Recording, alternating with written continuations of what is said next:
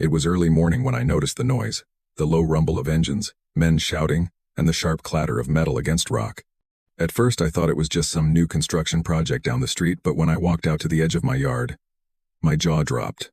Right there, on my land, my property that I'd saved for years to buy, stood a crew of workers, pouring cement, hammering wood, and driving in stakes with bright red ribbons.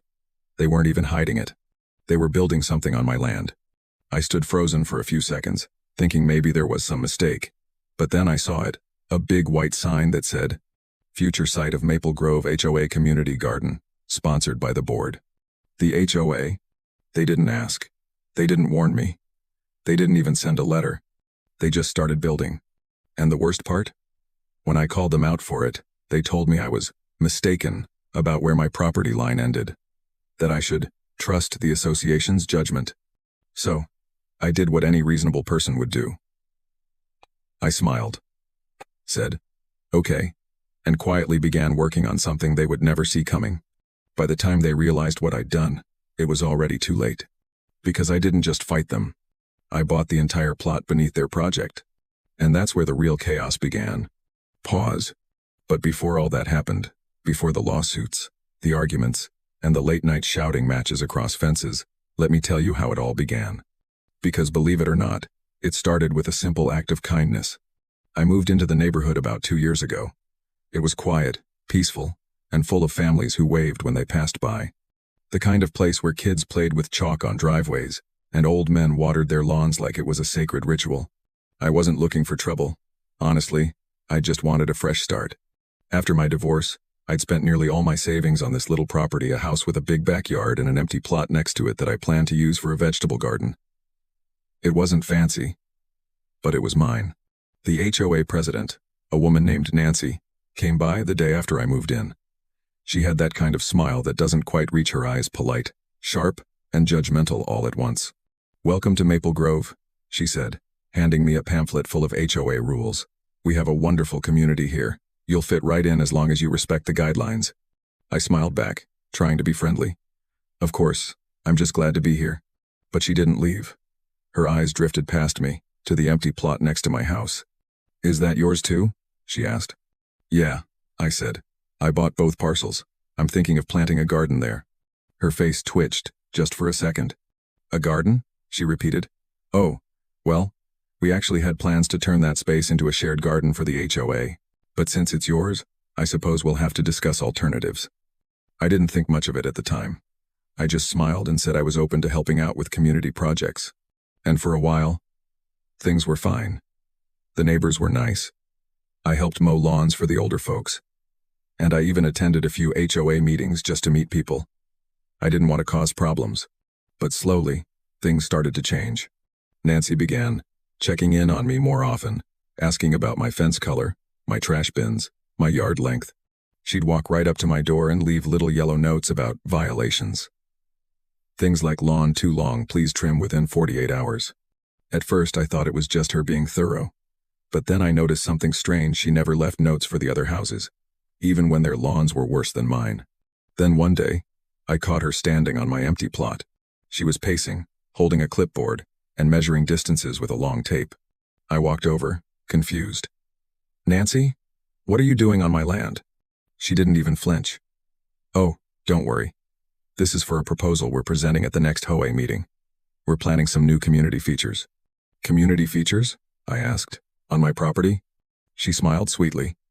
"Technically, it's part of the neighborhood boundary. We're reviewing the maps." I frowned. "I own this land. I have the title." Her tone changed instantly, cold, clipped. "We'll see about that." That was the first time I realized this wasn't about community. It was about control. Still, I didn't want to fight. I figured maybe it was just a misunderstanding. But over the next few months, the tension grew. HOA members would accidentally dump clippings on my side of the fence. What do you need to clarify? Someone even repainted part of the curb in front of my property without asking. And then came the letter. It was printed on official HOA letterhead and signed by the board. "Dear homeowner, the HOA has reviewed the land surrounding your home and has determined that the adjacent plot is to be designated as community property under Section 4B of the Maple Grove Charter. Please refrain from making changes or additions to the lot pending review. My hands were shaking as I read it.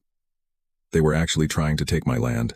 I went straight to the county office to check the property maps, and sure enough, everything was in my name, both parcels, paid in full. I thought that would settle it. But a week later, I woke up to the sound of trucks. And that's when I saw them.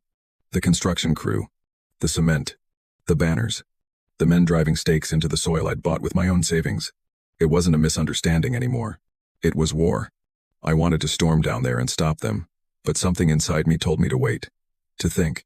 If I acted on anger, I'd lose. So instead, I called a friend, someone I trusted, and asked for advice. "Keep records," he said. "Photos, dates, witnesses, everything. If they're really building on your property, they're breaking the law." And that's exactly what I did. I took pictures every day, documenting every truck, every hole, every inch of what they built. And then, one day, I got a call from a guy who worked in the county recorder's office, someone I'd met while verifying my deed. He said, "You might want to come by and take a look at this." When I arrived, he showed me something that made my stomach twist. The HOA had filed for a boundary adjustment. They were trying to legally redraw the property line to include my land in their community zone. I remember just standing there, staring at the papers in disbelief. They really thought they could erase my ownership like I didn't exist. That was the moment I decided I wouldn't just defend what was mine, I'd turn the tables. And when I did, the entire HOA would realize just how big of a mistake they'd made. But I didn't yell, I didn't threaten. I just smiled, thanked the clerk, and walked out already planning my next move. Something big was about to happen. And when it did, they'd never see it coming. So that's how it all started, with a simple piece of land and an HOA that thought they could take whatever they wanted. But they didn't know me. They didn't know how far I was willing to go to protect what was mine. Because this wasn't just about property anymore. It was about principle. And sometimes, the quietest revenge is the loudest victory. Pause. But trust me, the next part, that's where things really start to spiral. Because what I did next changed everything. Where are you watching from?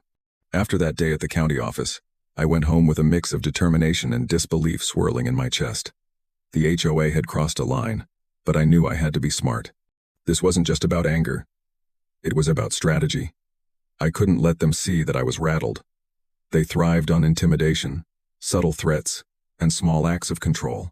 I needed patience and a plan. The first thing I did was walk my property line with a tape measure, checking every corner, every stake, every inch. I marked everything with small, bright-colored flags, so I could always prove exactly where my land ended. Then I started photographing the markers, the edges, the fences, even the cracks in the concrete that separated my yard from the plot the HOA was trying to claim. Every day, every hour, I documented. I also started talking to neighbors casually, naturally asking if they had ever noticed construction crews going beyond the proper boundaries or dumping debris on private property. Surprisingly, a few people admitted they'd seen odd things: trucks driving over areas clearly owned by homeowners, tools left behind, surveyors measuring plots without permission. But most of them were afraid of the HOA. Fear was how Nancy maintained control. People didn't speak up because they didn't want trouble. I realized quickly that I couldn't fight alone, not against this board, not against their network of lawyers, contractors, and volunteers who seemed to act as extensions of their authority.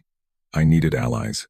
So I started small, quietly building relationships with other residents who were fed up with the endless rules, inspections, and petty fines. I didn't pitch it as a rebellion. I just asked questions, shared observations, and listened.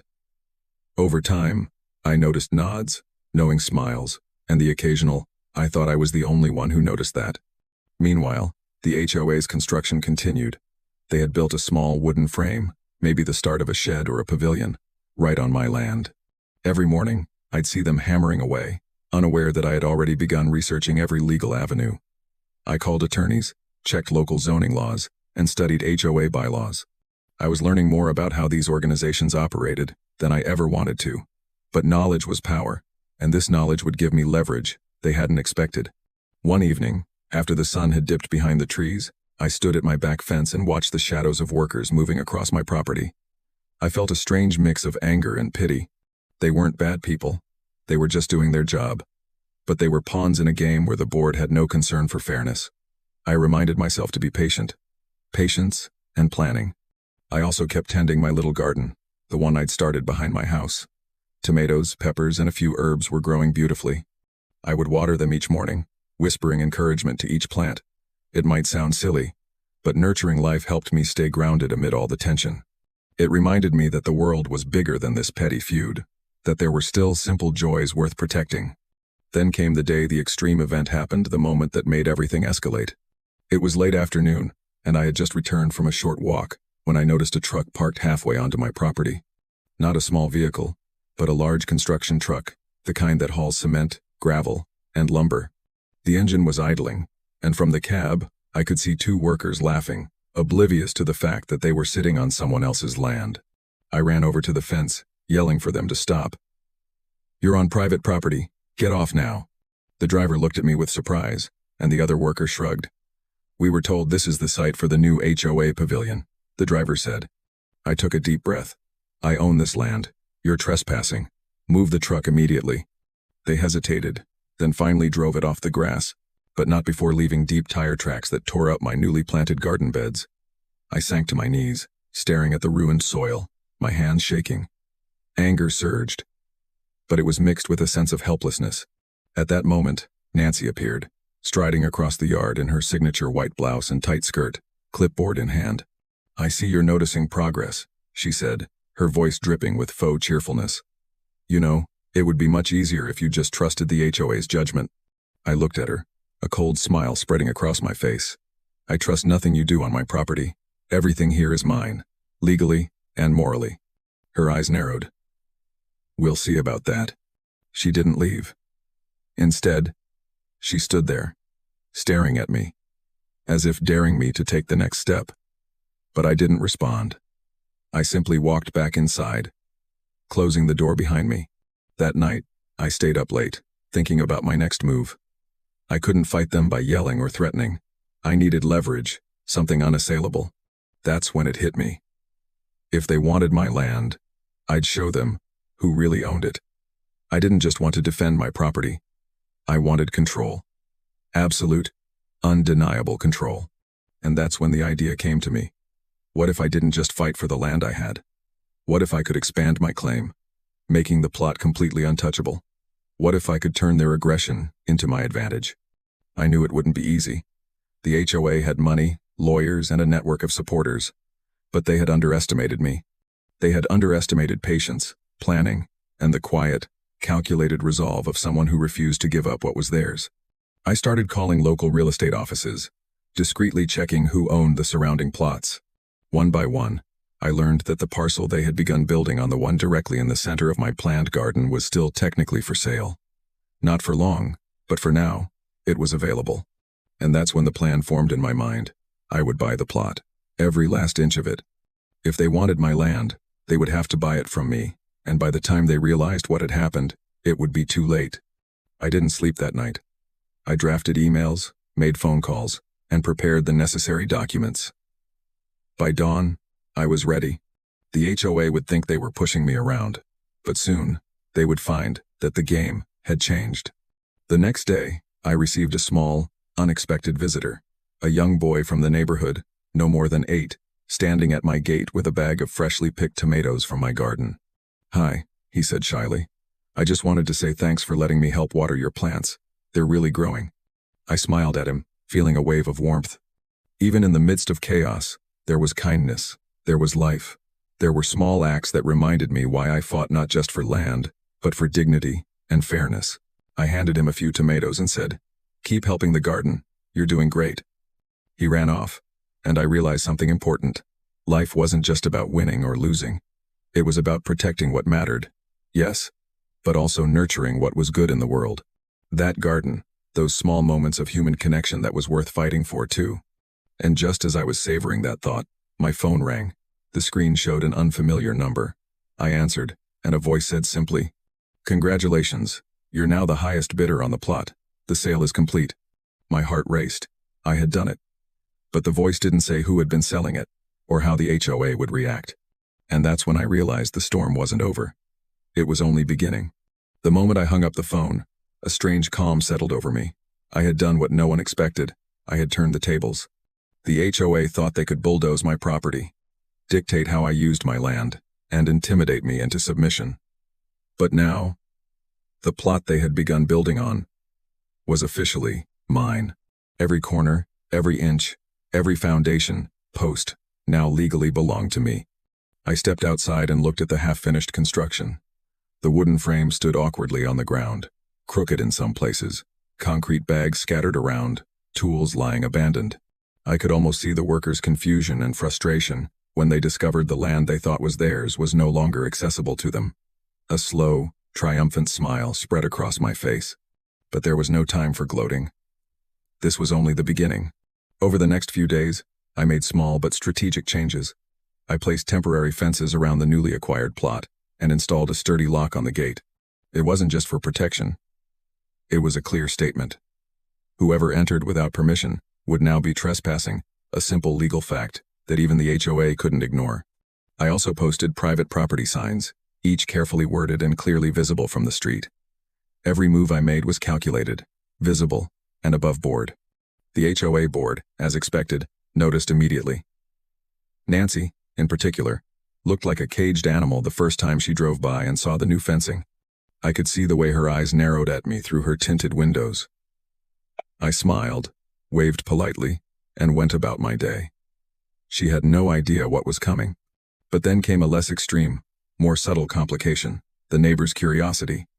Suddenly, everyone wanted to know what was happening with the new plot. Some came by to ask questions politely. Others watched from across the street, whispering to each other. I realized that my actions had turned the quiet neighborhood into a stage. Everyone was watching, and the HOA was under scrutiny. Their usual tactics of intimidation suddenly seemed weaker under the public eye. One afternoon, a neighbor named Mr. Alvarez, an older man with a gentle demeanor, approached me. "You've really stirred things up," he said quietly, looking over the new fence. "I've lived here 20 years, and I've never seen the board act so nervous." I nodded. "They've been trying to take what's mine for months. Now it's my turn to protect it, but I want to do it without conflict if possible." He smiled faintly. "That's the smart way. The board isn't used to people who play by the rules, but on their own terms." That conversation reminded me why I had approached this with strategy rather than anger. Kindness and patience weren't weaknesses. They were weapons in disguise.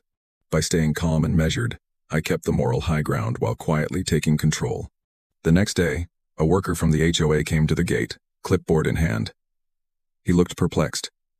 Hi. I'm just checking." I interrupted him politely. "This is private property. If you have questions about access, you'll need to contact me directly. No one enters without permission." He fumbled with his words, clearly unprepared for a direct confrontation. I just thought the HOA." I held up my hand. "No, you assumed wrong. Have a good day." The worker left without incident, but I could see the uncertainty in his eyes. Word of the ownership change was spreading quickly. Even the workers, who had been confident just days ago, were now unsure. But then came the extreme event of this chapter, the board meeting that changed everything. Nancy had called an emergency session of the HOA in response to my purchase. The room was packed, every chair filled with residents, some supportive, others anxious. Nancy stood at the front, clipboard in hand, trying to assert control. "I want to address the situation with the lot adjacent to Mr. Thompson's property," she began, her voice sharp. "We believe there has been a misunderstanding, and we intend to resolve this matter amicably." I could feel the tension in the room. Everyone was watching, and I had prepared myself carefully. I stood up. "There's no misunderstanding. The lot in question is legally mine. I purchased it fair and square. I have all the documentation, and I've confirmed ownership with the county. I'm happy to share copies with anyone who doubts it." Gasps filled the room. Some residents whispered to each other, others leaned forward, eager to see the fallout. Nancy's face twisted from control to disbelief. She had expected hesitation, maybe even capitulation. Instead, I had presented facts undeniable, public, and clear. Then, I dropped the quiet bombshell. "I intend to develop this plot myself. I will work with the neighborhood if anyone is interested, but no decisions will be made without my consent, and any unauthorized entry will be treated as trespassing." A heavy silence fell over the room. The board's authority was effectively neutralized in a single statement. Nancy tried to speak, but her words faltered. She stammered, fumbled with her notes, and then finally sat down, defeated for the moment. But the real shock came when Mr. Alvarez, my supportive neighbor, stood up. "I think what Mr. Thompson is doing is fair. He's following the rules. Maybe the board should follow suit and respect private property instead of trying to control everything." A murmur of agreement rippled through the audience. Some residents nodded, others whispered quietly. For the first time, the HOA's image of authority was breaking down in public. I knew the danger wasn't over, though. While this victory was significant, it had also painted a target on me. Nancy wouldn't give up easily. The next steps would be critical. Any misstep could allow her to regain influence, and the board would likely try to find loopholes, challenge the purchase, or intimidate contractors and neighbors.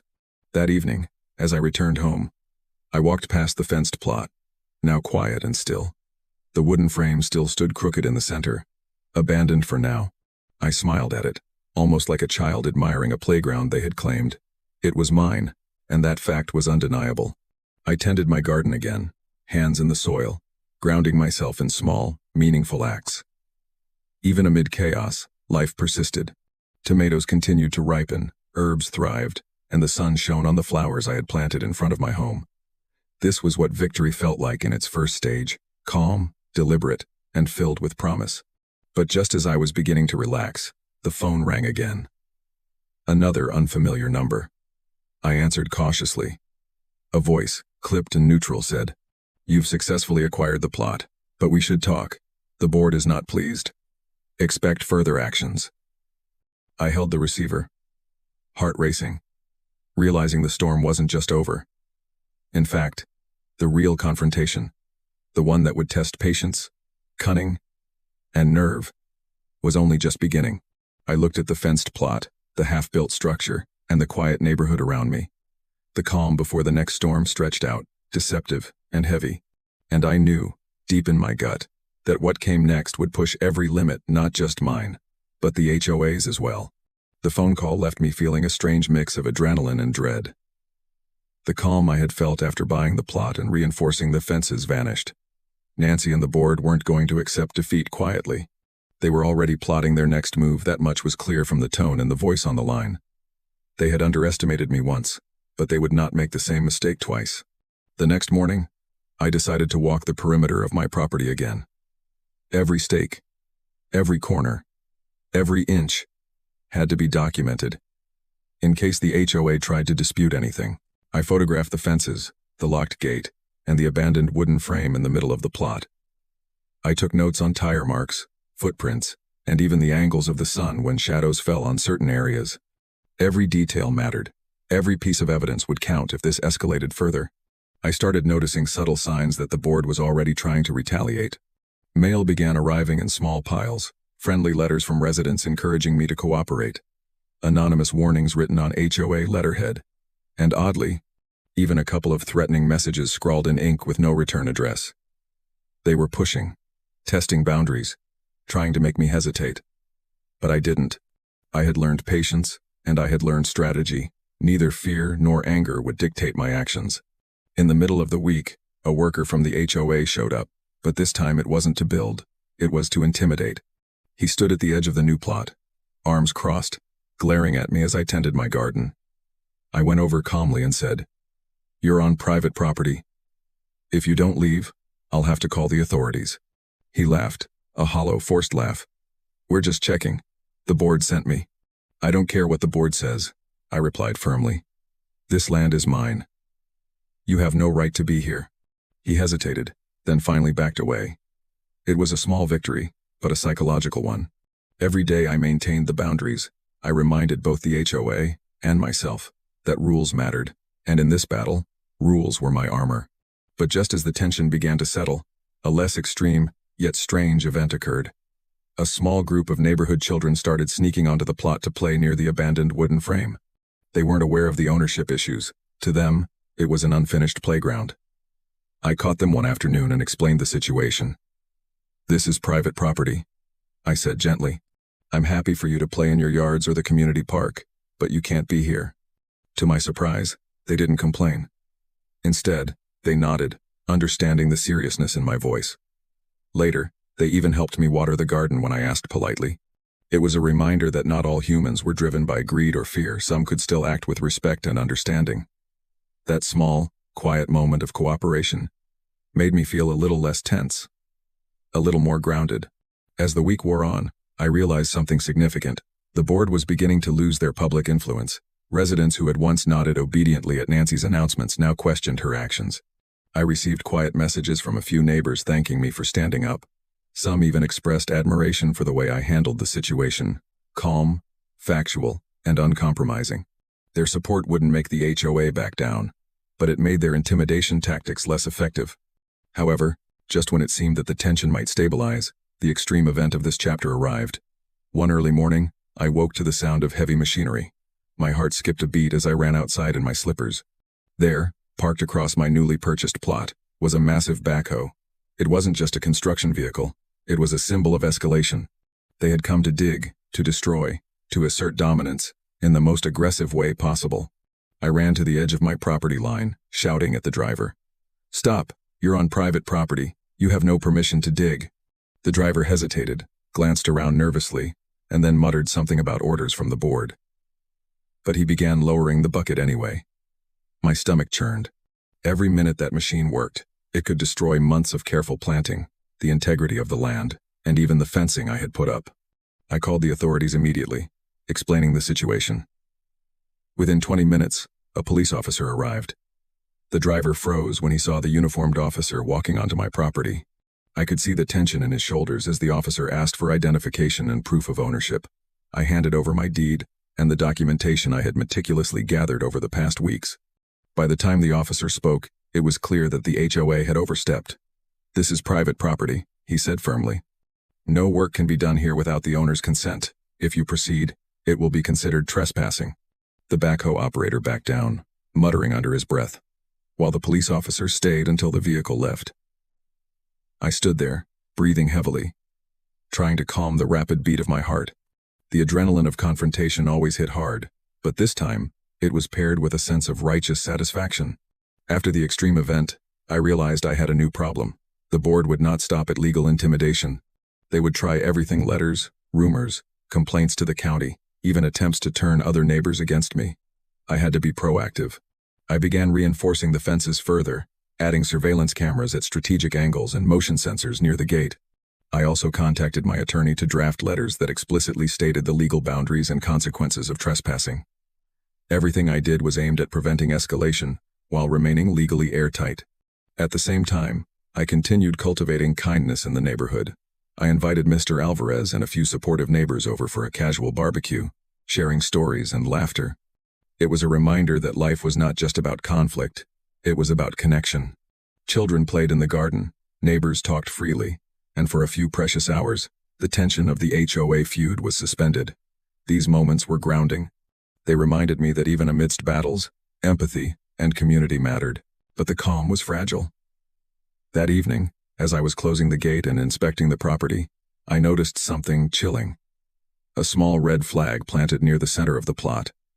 It wasn't my marker. Someone had trespassed while I was distracted, leaving a sign, a warning. My stomach sank. Nancy and the board were becoming bolder, more aggressive, and perhaps more reckless. They were testing limits, seeing if I would back down under pressure. I stared at the flag for a long moment, realizing that the next confrontation wouldn't be simple. They weren't just trying to take the land. They were trying to intimidate, to provoke fear, to make me react. But I refused. I would not be baited. Not now. Not ever. As night fell, I sat by the garden, hands deep in soil, thinking through my next moves. Every extreme action by the HOA had been met with calm, preparation, and strategic response. I realized the key was patience, evidence, and public awareness. And I knew, deep in my gut, that the next extreme event would push everything to the edge. It wasn't over. Not by a long shot. The small red flag still stood in the center of my plot the next morning. Its bright color was impossible to miss against the green of the grass and the brown of the soil. Whoever planted it had been bold, maybe even arrogant, and they clearly wanted me to know they had crossed my boundaries. I knelt beside it, examining the placement, noting the direction of the footprints that led up to it and back out. Whoever did this had been careful, but not careful enough. I took photographs and began making a detailed report for my attorney. Documentation had become my shield, and I knew it might be the thing that saved me from future chaos. That day, I also noticed more subtle signs of the board's influence unraveling. The neighborhood was buzzing quietly with whispers. Residents were talking among themselves, noticing the construction disruptions, the trespassing, and my calm, methodical responses. Some offered small gestures of support. A basket of fresh bread from the Alvarez family. A neighbor dropping by to ask if I needed help fixing a fence post. Another leaving a bag of fertilizer for the garden. It was a small community rallying in quiet, understated ways. I spent the morning fortifying the fences.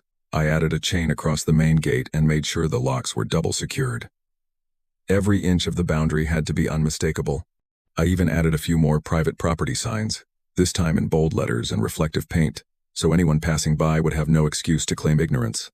But life wasn't all conflict.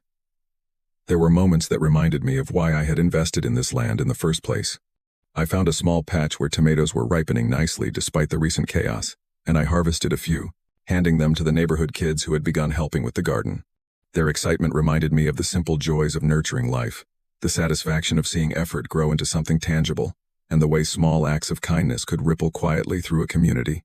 It was during one of these small, peaceful moments that I realized how strategic patience had become my greatest asset. While Nancy and the board had relied on intimidation, bureaucratic paperwork, and aggressive tactics, I had stayed calm, documented every step, and cultivated allies. These actions weren't flashy, but they were durable. By not overreacting, I forced them to overextend themselves. Their aggression had already started to show cracks in public perception. However, no period of calm would last long.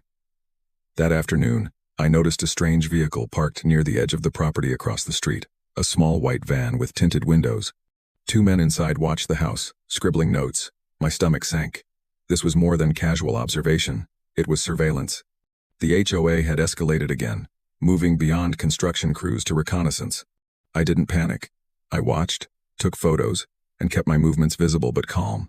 If they were watching, they had to see I wasn't afraid. My quiet confidence was a message in itself.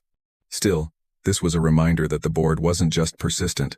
They were patient predators, willing to test boundaries in multiple ways. Late that evening, as the sun dipped below the horizon, a less extreme yet tense event occurred. The neighborhood children were playing near the fence again. One of them, a little girl, pointed to the red flag in the center of the plot. "Who put that there?" she asked. I knelt down, looking her in the eye. "Someone was trying to send a message," I said gently. "But this land is mine. No one can make you or me afraid." She nodded, a serious expression on her small face. "It's like a treasure, then." I smiled. "Yes, a treasure. And treasures are meant to be protected." It reminded me once again that kindness, patience, and clear boundaries could coexist with strength and strategy. The garden, the land, the kids, these were not just symbols of ownership. They were symbols of life, community, and fairness. But the extreme event of this chapter came the next morning. I had just stepped outside when I saw the backhoe, the same type of vehicle that had tried to dig before, now positioned just beyond the fence. It was moving slowly, but unmistakably, as though ready to drive onto my property. My heart raced. I had called authorities before, but this time, the situation seemed larger, more immediate. I ran to the phone and dialed 911. While waiting for them to respond, I grabbed my camera and started recording. Every movement, every detail, would be evidence. I knew that even a minor hesitation could give the HOA an opportunity to claim misunderstanding or accidental entry. As the operator confirmed police would be dispatched, I stepped closer to the fence, trying to remain calm but projecting authority. "Stop! This is private property. You are trespassing," I shouted, my voice firm. The backhoe operator paused, mid-motion, looking at me with frustration. He shouted back, "We're just following orders. The HOA said it's theirs." I held up my deed in one hand and pointed to the posted signs with the other. "This land is mine. You have no permission to be here. If you cross the fence, it will be trespassing and you will be held accountable." The operator hesitated. He muttered something about needing to call someone, then slowly backed the vehicle away from the fence. My heart pounded, and I realized just how high the stakes had become. This wasn't simply about property anymore. It was about asserting my rights under intense pressure. The police arrived shortly after, 2 squad cars rolling onto the street. The officers got out, listened to both sides, and confirmed my ownership with the documentation I had prepared. They warned the operator and any other individuals that entering the plot without consent would be considered trespassing. The backhoe, along with any crew, was removed, and the officers stayed briefly to ensure there were no further immediate threats. I stood alone in the plot afterward, looking at the half-finished frame, the red flag still planted defiantly in the center, and the fencing I had worked so hard to maintain. The tension lingered like a storm cloud, but I felt a sense of victory. Not total victory, not permanent victory, but a confirmation that preparation, patience, and clear action could hold firm, even against extreme intimidation. Later that day, Mr. Alvarez stopped by again, bringing a fresh loaf of bread. "You handled that well," he said quietly. "Most people would have panicked or retaliated recklessly." I smiled, tired but determined. Patience and planning win over anger and impulse. That's the lesson, isn't it? He nodded. It's a lesson we all need sometimes. I returned to tending my garden as the sun set. The tomatoes, peppers, and herbs all glowed softly in the fading light. Even in the midst of conflict, life continued. And for a moment, the tension of the HOA feud felt less consuming. But I knew it wasn't over. Nancy and the board would regroup. They would try again, and likely in ways I hadn't yet imagined. The red flag remained in the center of the plot, a silent warning, a challenge. And deep down, I knew the next extreme event, the one that would truly test my resolve and strategy, was coming soon. The following morning, I woke to the soft chirping of birds and the golden glow of sunlight spilling across the yard. For a brief moment, it felt like a regular day, the kind I had longed for when I first moved to this neighborhood. I walked through the garden, feeling the soil between my fingers, inspecting the tomatoes, peppers, and herbs that had grown despite the chaos.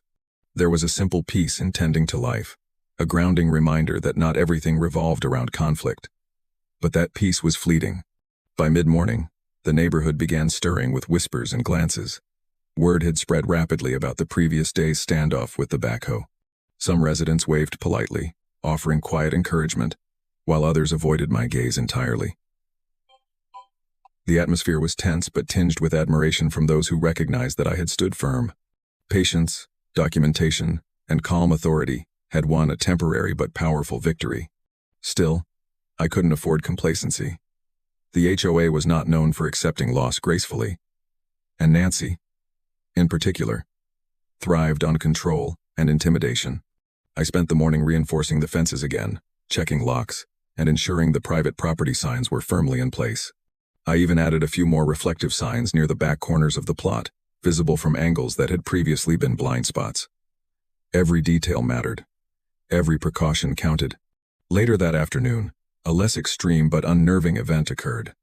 I noticed a small group of residents congregating at the edge of the street near my property. They seemed curious, whispering and pointing toward the plot. I recognized a few as individuals who had previously supported the board. They weren't aggressive, just watchful. Their presence reminded me that public perception mattered as much as legal rights. If the community respected my ownership and my actions, the board's intimidation tactics would be less effective. I approached them politely. "Hi, I see you're curious," I said calmly. "I just want to clarify this plot is private property. Everything here is legally owned and protected." A woman nodded, eyes wide. "We've just been wondering, will you keep developing it?" "Yes," I said, smiling. "But I'm happy to share progress with neighbors who respect boundaries. That's all I ask." They murmured something about understanding and slowly dispersed. It wasn't a confrontation, but it was a subtle reminder that the HOA's influence extended beyond legal measures. It was also social. Maintaining respect, transparency, and courtesy was as crucial as locks and deeds. That evening, as I was closing the gate, my phone buzzed with an email notification. I opened it and found a message from a local real estate agent I had contacted weeks prior. The subject line simply read, "Urgent, HOA dispute additional plot available." Curious, I clicked. The agent explained that a neighboring plot, which bordered both my property and the disputed lot, was about to go on sale. It had been overlooked, likely because the board assumed control of the first plot would dissuade anyone from purchasing additional land. I realized immediately what this meant. I could expand my ownership and create an unassailable buffer between my property and the HOA's territory. It was an opportunity, one that had to be seized quickly. The next morning, I called the agent and arranged for a private showing. The plot was exactly as described. A flat, rectangular piece of land, untamed, but clearly marked with boundary stakes. It would take time and effort to develop, but the legal and strategic advantage of acquiring it was undeniable. While waiting for the purchase process to finalize, I continued tending my garden and fortifying the fences. The children who had been helping me before returned with excitement, eager to see the progress. I explained that the plot was private, but that they could continue helping in the garden and learning about planting. Their enthusiasm was contagious, a reminder that even in conflict, there were moments of joy and teaching. Then came the extreme event of this chapter, the confrontation at the fence that changed the dynamic entirely. Late in the afternoon, as I was installing surveillance cameras along the perimeter, I noticed a group approaching. 4 members of the HOA board, including Nancy, were marching up the driveway, clipboards and smartphones in hand.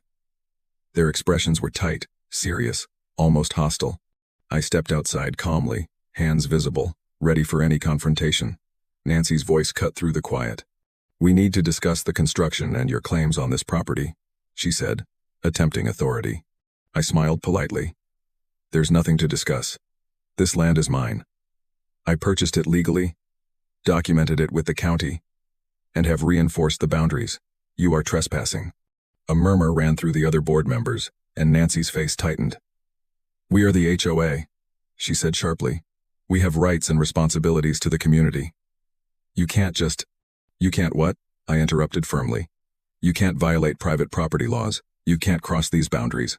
I've made it clear. Every inch of this land is protected. Any further action on your part will be considered trespassing, and the authorities will be notified immediately." They hesitated, exchanging glances. For the first time, I saw genuine uncertainty in their eyes. The legal reality had overtaken their assumed authority. The confidence that had allowed them to intimidate neighbors and workers was faltering. As the tension hung in the air, a neighbor, one who had previously remained silent, stepped out from behind a tree. "I think he's right," the man said quietly but firmly. "This is private property. The board should respect that." Another neighbor nodded. "We've been watching, and it's clear the HOA has overstepped." Nancy's cheeks flushed with frustration. She had counted on a quick show of intimidation. But now her audience was no longer just me. It was the neighborhood, the silent witnesses who could validate or undermine her authority. The board members retreated, muttering complaints under their breath, but the message had been delivered. My quiet, patient strategy had transformed the neighborhood's perception, creating an invisible shield of community support. After they left, I walked along the perimeter of the plot, touching the wooden frame and the fencing. I realized that strategy and patience, combined with legal diligence and community support, had allowed me to defend not just property, but principle. The garden thrived in spite of the chaos. Children played responsibly, and the neighborhood had begun to quietly rally in my favor. But the red flag still stood in the center of the plot, a reminder that challenges were far from over. Someone had crossed the line before, and they could do it again. Every precaution, every legal document, every fence post was now essential preparation for the next confrontation. As night fell, I sat on the porch, gazing at the garden bathed in soft moonlight. I felt a mixture of exhaustion and determination. The battles had been difficult, but each confrontation, each extreme event, had strengthened my resolve. I knew that future challenges awaited, likely more intense and daring, but I was ready. I had patience, preparation, and allies, and I would not back down. "Where are you watching from?" The following morning, the air was crisp and filled with the scent of wet soil. Overnight, a light drizzle had passed through, leaving the garden sparkling with droplets on the leaves. For a moment, it felt like peace had returned.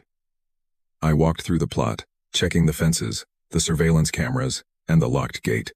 Every precaution I had taken so far seemed sufficient. Yet I knew better than to let my guard down. Nancy and the board had grown bolder with each failed attempt, and I had to anticipate their next move. The first sign of trouble arrived mid-morning in the form of a letter slipped under my gate. I opened it cautiously, expecting the usual bureaucratic language. The envelope contained a typed notice from the HOA, asserting that my new plot, the one I had purchased after the initial dispute, was supposedly subject to community guidelines that required approval from the board before any construction or modification. The language was vague, designed to intimidate and confuse. I sat down at my table and read it again. My hands were steady, but inside I felt the familiar churn of adrenaline. This was an escalation, a more subtle form of pressure that relied on bureaucracy rather than brute force. But it didn't intimidate me. I had already anticipated such tactics. I drafted a calm, fact-based response, citing county property records, my deed, and local laws. I attached photographs, survey maps, and notes from my previous encounters. This was not just a reply. It was a statement of unassailable authority over the land. Once that was complete, I turned my attention to the garden. Despite everything, the tomatoes were thriving, and the peppers were beginning to ripen. I harvested a small batch and placed them in a basket, walking down the street to share with neighbors who had quietly supported me through the disputes. The act wasn't about gratitude or reward. It was about building community and reinforcing relationships that no HOA letter or construction crew could dismantle. By late afternoon, a less extreme yet unsettling event occurred. I noticed a white van parked on the opposite side of the street, the same van from previous surveillance attempts. This time, the windows were tinted darker, and two figures could be seen inside, watching my property closely. I didn't confront them immediately.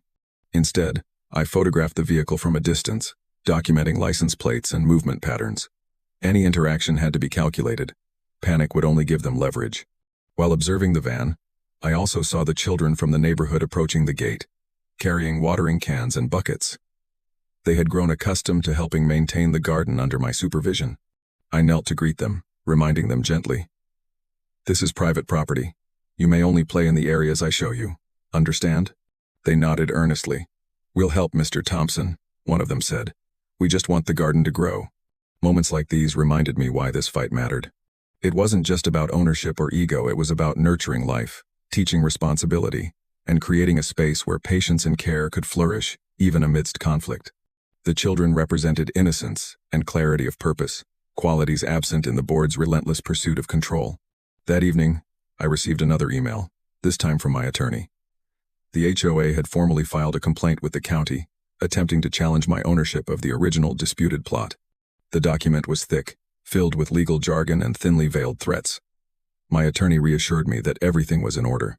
My deed, survey maps, and documentation were airtight. Still, the timing was clear. They intended to overwhelm me with bureaucracy, hoping that exhaustion or intimidation would force me to concede. Determined not to let that happen, I drafted a response with my attorney's guidance. Every word, every sentence, was crafted to show compliance with the law while asserting full ownership. I copied the local media on the correspondence, subtly ensuring transparency. I wanted the board to know that their actions were being observed by the public as well as the legal system. The extreme event of this chapter occurred late that night. I had just locked the gate and was about to enter the house when I noticed a shadow moving near the center of the newly acquired plot. My heart jumped. The red flag from previous incidents fluttered slightly, though there was no wind. A figure tall, with a hood covering their face, was attempting to tamper with one of the survey stakes. I shouted, "Stop! You're trespassing!" The figure froze and looked around, realizing I had caught them. I reached for my phone to call the police. But before I could dial, they bolted toward the fence, trying to escape. I ran after them, adrenaline surging, but the figure jumped over the far side and disappeared into the darkness. The red flag still stood, but one survey stake had been moved slightly, enough to be noticed only upon close inspection. My stomach dropped. This wasn't a random act. It was deliberate, calculated. Someone had been testing the boundaries again, probing for weakness. It was clear that the HOA had moved beyond letters and threats. Now they were willing to engage in physical trespassing. I immediately called the police and reported the incident, providing photos of the figure, the red flag, and the disturbed stake. Officers arrived quickly and inspected the plot. While no one could be caught in the act, they assured me that evidence of tampering could lead to charges if the culprit were identified. I documented everything meticulously, adding the new details to my growing collection of records. After the officers left, I returned to the plot, inspecting every corner, every stake, and every marker. I felt a renewed sense of urgency. The battle had escalated. The HOA's tactics were becoming more aggressive, more desperate. This was no longer a dispute over paperwork. It was a test of courage, persistence, and preparation. In the quiet that followed, I reflected on why I had chosen patience, strategy, and kindness. Each time the board escalated, I had countered with preparation, calm authority, and public awareness. The children, the neighbors, the community, they were my invisible allies. Every act of trespassing, every threat, every extreme event was met with evidence, legal action, and measured response. I spent the rest of the night reinforcing surveillance, checking the locks, and making sure the property was secure. The red flag remained in the center of the plot, a silent reminder of what had occurred and what could come next. I knew this was not the end. The next extreme event would challenge me even further, testing patience, strategy, and resolve. As I sat in the quiet of the garden, moonlight illuminating the tomatoes and herbs, I realized that this battle was about more than land. It was about standing firm in principle, protecting what was rightfully yours, and demonstrating that courage paired with kindness could withstand even the most aggressive opposition. The next morning, the neighborhood was unusually quiet, as if it sensed the tension lingering in the air. I woke early, brewed a strong cup of coffee, and walked along the perimeter of my property. The sun was just peeking over the rooftops, casting long shadows across the garden. The red flag in the center of the plot stood as a silent challenge. I ran my fingers along the fence, inspecting each post and wire for signs of tampering. Every inch of this property now represented not only ownership, but the boundaries of fairness, patience, and resolve. By mid-morning, a less extreme yet concerning event occurred. The HOA began circulating flyers to the neighbors, claiming that I was obstructing community development and implying that my acquisition of the plots was somehow unfair or illegal. The wording was carefully crafted, designed to plant doubt in the minds of residents. I picked up one of the flyers from my porch and read it slowly. Every claim was misleading or false, but it was a reminder that their battle wasn't only physical or legal, it was psychological and social. I decided to act calmly. Rather than confront the board directly, I walked through the neighborhood, engaging quietly with neighbors. "I've purchased the plots legally," I explained, "and everything I do is documented with the county. My goal is to maintain the land responsibly, not to upset anyone." People listened. Some shook their heads, others nodded in quiet approval. It wasn't a public declaration. It was measured diplomacy. Each conversation was a small counterattack, undermining the board's efforts to spread doubt. The children were back in the garden that morning, helping water the plants and check the vegetables. I knelt beside them, showing them how to tie the tomato plants to stakes to prevent them from bending under the weight of the fruit. One little boy asked, "Mr. Thompson, are we going to be okay? The board seems really angry." I smiled gently. "Yes, we're okay. The important thing is to follow the rules, be patient, and take care of what we can. Sometimes people get upset when they feel they've lost control, but staying calm and fair is stronger than anger." This quiet teaching reinforced my belief that kindness and clarity could coexist with firm boundaries. It was a subtle but powerful counter to the HOA's tactics of fear and aggression. Every act of patience and every careful conversation was strengthening my position, socially and morally. By late afternoon, I noticed a black SUV slowly circling the block. Two individuals inside appeared to be taking notes and photographs, glancing at the plots as they drove by. My stomach tightened. This wasn't casual curiosity, it was reconnaissance. I documented the vehicle, its license plate, and the movements of its occupants, adding another layer to the extensive record I had begun compiling. The HOA's aggression was escalating, and this time, it was covert, but deliberate. As dusk approached, I decided to check the fences one last time before nightfall. The red flag in the center of the plot caught my eye immediately. Its edges were bent. Someone had been here during the day, perhaps testing boundaries again. My heart pounded. This was the most brazen trespass yet, done while I was visible in the neighborhood. I photographed the flag, documenting the tampering. Each photograph, each note, was part of the protective shield I was building around the property. Then came the extreme event of the chapter. Around 9:30 p.m., I heard the unmistakable sound of a vehicle approaching, heavy footsteps, and the mechanical hum of a machine. I rushed outside and saw a group of individuals attempting to bring a small construction loader onto my plot under the cover of darkness. Their movements were fast, urgent, and reckless, suggesting they were desperate to achieve something before being discovered. I shouted as loudly as I could, "Stop, you're trespassing, leave immediately." The group froze, and one man glanced back, clearly surprised to be confronted. I reached for my phone, ready to call the police, while keeping a safe distance from the loader. Before I could dial, one of them yelled, "We're just finishing what the board started." I held up my deed and pointed to the fence. "This land is mine. You have no permission to enter. You are trespassing, and the authorities have already been notified." The group hesitated, then, seeing my phone and realizing they were exposed, abandoned the loader and fled into the darkness. My heart was racing, but I knew that once again, preparation and calm authority had prevented potential destruction.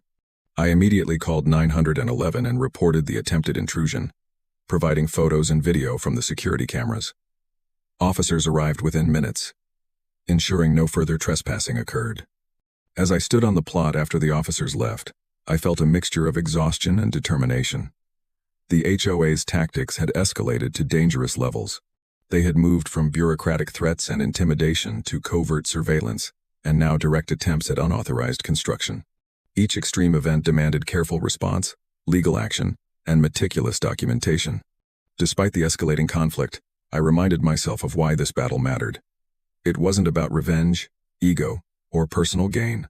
It was about fairness, responsibility, and protecting what was rightfully mine. Every act of calm resistance, every measured response, reinforced the principle that patience, strategy, and kindness could coexist with strength. That night, I stayed on the porch long after the children had gone home and the neighborhood had quieted. I inspected the red flag again, noticing subtle signs of tampering, and mentally reviewed every precaution I had taken: fences, cameras, locks, legal documentation, and community allies. Everything had to be flawless.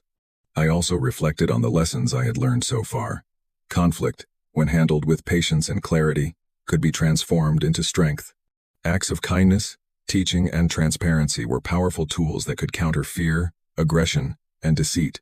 The children, the supportive neighbors, and the quiet observers had all become part of an invisible network that reinforced the legitimacy of my actions. The red flag remained in the center of the plot, a silent challenge. The past few days had proven that the HOA was willing to escalate, test boundaries, and attempt intimidation. But it had also proven that preparation, patience, and calm authority could neutralize aggression and protect what mattered. I sat in the moonlight, feeling the cool breeze on my face, knowing that the next extreme event would test me even further. The stakes were rising. Every precaution, every measure, every act of kindness, and every ounce of patience would be crucial in the battles yet to come. The morning after the nighttime confrontation began quietly, almost deceptively so. The birds sang, dew glistened on the plants, and the garden looked like a place of peace rather than a battleground. I brewed a cup of coffee, sat on the porch, and tried to savor the calm, knowing it might not last. The red flag in the center of the plot still fluttered, faintly in the morning breeze, a silent reminder of the past intrusions. I walked the perimeter once more, checking the fences, locks, and cameras. Every corner needed to be intact, every precaution meticulously maintained. This plot was no longer just land. It was a symbol of perseverance, patience, and principle. By mid-morning, a less extreme yet unnerving event occurred. I noticed a few neighbors walking past my property with curious glances. One of them, Mrs. Patel, stopped near the fence and said softly, "I've been hearing about what's happening." I didn't realize it was so serious. I nodded. It's a challenge, but everything is legal and documented. The key is staying calm and respecting boundaries. She smiled faintly. It's inspiring to see someone stand their ground without getting angry or mean. It was a small interaction, but it reinforced a lesson I had come to understand. Empathy and community support could be as powerful as locks and cameras. When people recognized integrity, it undermined intimidation and made aggressive tactics less effective. I waved goodbye and returned to the garden, feeling a renewed sense of purpose. Later that day, I worked on the newly purchased plot, clearing weeds and reinforcing stakes along the boundaries. The children returned, their enthusiasm undiminished despite the tensions surrounding the land. I guided them carefully, showing them how to plant seeds, water gently, and respect the rules I had set. Teaching patience and responsibility to them felt as meaningful as any legal victory. Life had a way of balancing extremes while the HOA escalated its aggression. Small acts of growth and kindness reminded me why I had chosen to fight this battle. But the calm was shattered that afternoon. Around 3:30 p.m., I noticed a vehicle slowly approaching from the far end of the street. A large white van, similar to previous surveillance attempts, stopped near my property. The engine was off, but two men inside were clearly watching, cameras and smartphones raised. Their eyes flicked between the house, the fences, and the red flag in the center of the plot. I realized immediately that this was more than observation, it was preparation. They were gathering intelligence for the next extreme move. My pulse quickened. But I didn't panic. Instead, I documented the scene carefully, taking photographs and videos while maintaining a visible presence outside. Calm authority was critical. Any sign of fear could embolden them further. I also noticed subtle signs of preparation for another HOA attempt. Footprints near the secondary gate. The slight disturbance of a few fence posts. and the faint impression of tire tracks leading onto the edge of my property. Whoever had done this had done so carefully, likely scouting the perimeter for weaknesses. The board was methodical, persistent, and increasingly desperate. Late that evening, after the van left, I decided to reinforce the fences one final time. I installed extra locks, tightened all wiring, and checked the cameras from every angle. Every precaution, every measure, every small act of vigilance was necessary to protect the property and the principles it represented. As I worked, I thought about the lessons learned. Patience, preparation, kindness, and clarity were stronger than intimidation and aggression. Then came the extreme event of this chapter, the one that would test me like never before. Around 11 p.m., the quiet of the neighborhood was shattered by the roar of engines and the screech of tires. I rushed to the porch and saw a large construction truck approaching at high speed, headlights cutting through the darkness. The truck barreled toward the property, seemingly intent on breaking through the fence and accessing the center plot. Adrenaline surged through me. I grabbed my phone and called 911 immediately, giving a precise description of the vehicle, the direction it was coming from, and the potential threat. At the same time, I activated the motion sensors and security cameras to capture everything. I ran to the main gate, shouting as loudly as possible, "Stop! You are trespassing. You will be held accountable." The driver hesitated momentarily, clearly surprised by my presence and the volume of my warning. I continued shouting, making my authority clear while staying a safe distance from the truck.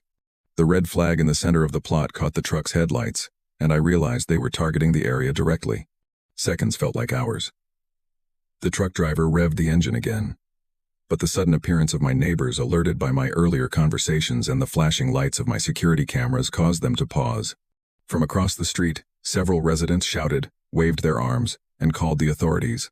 The combination of visible witnesses, legal authority, and documentation seemed to disorient the driver. Finally, police sirens sounded in the distance, and the truck slowed, eventually stopping short of the property. Officers arrived within minutes, surrounding the vehicle and speaking firmly to the driver. I handed over my deed, photographs, and surveillance footage, demonstrating that the land was mine and that the driver had attempted to trespass. The officers made it clear that any further attempts would result in serious legal consequences. The truck eventually left, but the impact of the event lingered. I stood in the garden, looking at the red flag still standing in the center of the plot, the faint tire marks, and the disturbed soil. The confrontation had been intense, but preparation, calm authority, and community support had prevented any serious damage. As I inspected the fences one more time, I reflected on the journey so far. Every extreme event, every act of intimidation, had been countered with patience, documentation, and careful planning. Small victories, like neighbors' support and the continued growth of the garden, had balanced the high-stress moments. The struggle had become a test of endurance, strategy, and principle. By midnight, the neighborhood was quiet again. I sat on the porch, exhausted but resolute. The red flag in the plot remained, a symbol of challenge, but also a reminder of how far I had come. My vigilance, kindness, and calm approach had transformed what could have been a chaotic battle into a controlled, principled defense. I knew that one final confrontation awaited the culmination of the board's desperation, my strategy, and the community's quiet support. Every precaution, every document, every act of calm resistance would matter more than ever. The stage was set for the ultimate test of patience, courage, and resolve. The next morning, the neighborhood seemed eerily quiet, almost holding its breath. Even the birds seemed to chirp softly, as if wary of the tension that had become a constant undercurrent in the air. I stepped outside with my usual morning coffee, letting the warmth seep into my hands, and scanned the plot. Every fence post, every lock, every security camera was intact. The red flag, still planted firmly in the center, swayed gently in the breeze. It had become more than just a piece of cloth. It was a symbol of perseverance, patience, and resilience in the face of relentless pressure. I walked the perimeter slowly, checking the security cameras one last time for any signs of previous tampering or attempted trespassing. Each inspection reminded me how far this battle had come and how much I had learned along the way. Strategy, preparation, patience, and empathy had become my most powerful tools. I thought about the children, the neighbors, and the quiet community support that had grown steadily over time.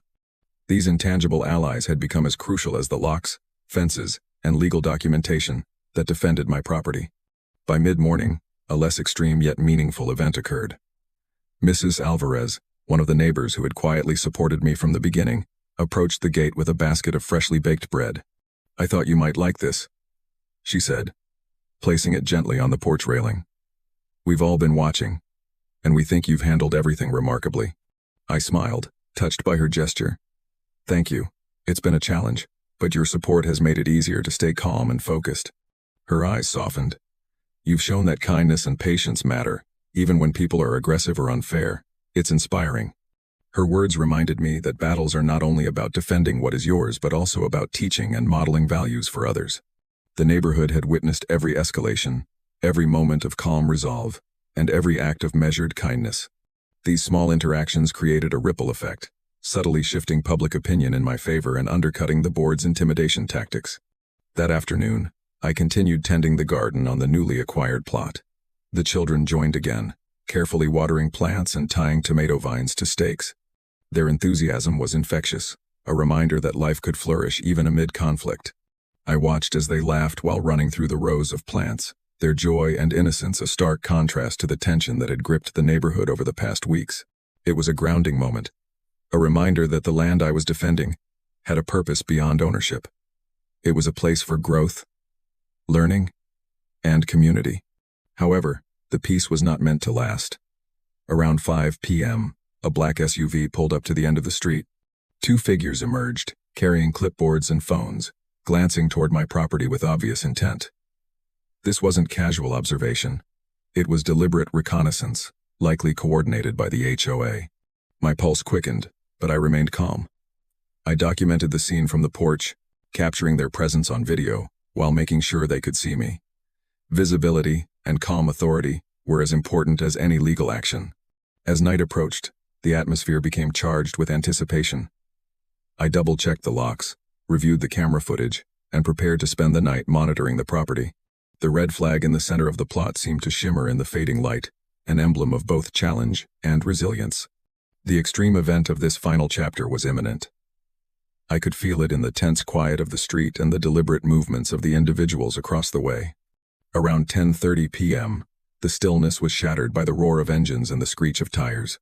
I rushed to the porch and saw a large construction vehicle barreling toward my property, headlights cutting through the darkness like twin swords. Behind it, several smaller vehicles followed, and figures could be seen preparing tools and equipment. This was the most audacious attempt, yet the board was risking legal and physical confrontation in one bold move. I ran to the gate, shouting as loudly as I could, "Stop! You are trespassing! Leave immediately!" The driver hesitated, recognizing the authority in my voice and the presence of security cameras. I dialed 911 simultaneously, providing a detailed description of the vehicles, their direction, and the individuals involved.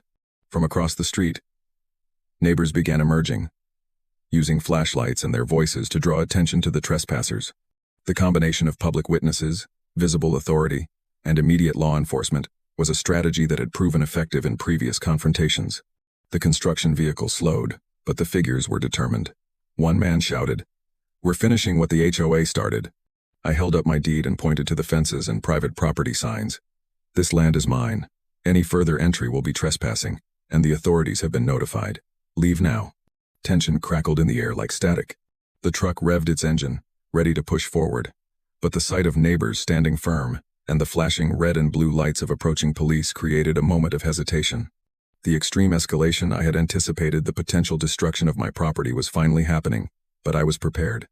Officers arrived within minutes, surrounding the vehicles and speaking firmly to the intruders. I provided the deeds, survey maps, photographs, and security footage, leaving no room for misinterpretation. The authorities made it clear that any further trespassing or attempted construction would result in criminal charges. The intruders eventually retreated, their expressions a mixture of frustration and reluctant acknowledgement. After the confrontation, I walked the perimeter of the plot, inspecting the fences, locks, and the red flag, which remained defiantly planted in the center.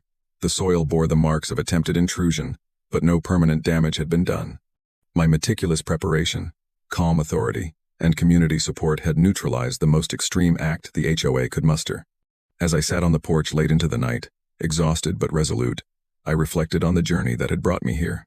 Each chapter of this battle had included highs and lows, moments of extreme danger, moments of quiet community support, and lessons in patience, strategy, and kindness. The children, the neighbors, the careful documentation, and my steadfast resolve had all contributed to this ultimate defense. The red flag, glowing softly in the moonlight, was no longer just a warning or a symbol of confrontation. It had become a testament to perseverance, empathy, and the power of calm, strategic action in the face of relentless intimidation.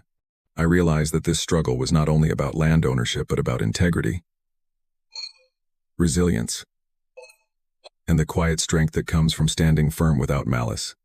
I knew that, despite everything, the HOA might attempt further challenges in the future. But the final confrontation had shown that preparation, patience, community, and kindness were more formidable than aggression or intimidation. I felt a deep sense of accomplishment, knowing I had protected not just property but principle, and that I had done so in a way that could inspire others facing similar challenges. The plot, the garden, and the red flag all stood as symbols of this victory. Life continued, the tomatoes ripened, the peppers grew tall, and the children played under the soft glow of moonlight. Every extreme event, every subtle threat, and every act of kindness had led to this moment. The battle was over, but the lessons would endure. Patience, empathy, preparation, and courage could withstand even the most aggressive opposition. Where are you watching from?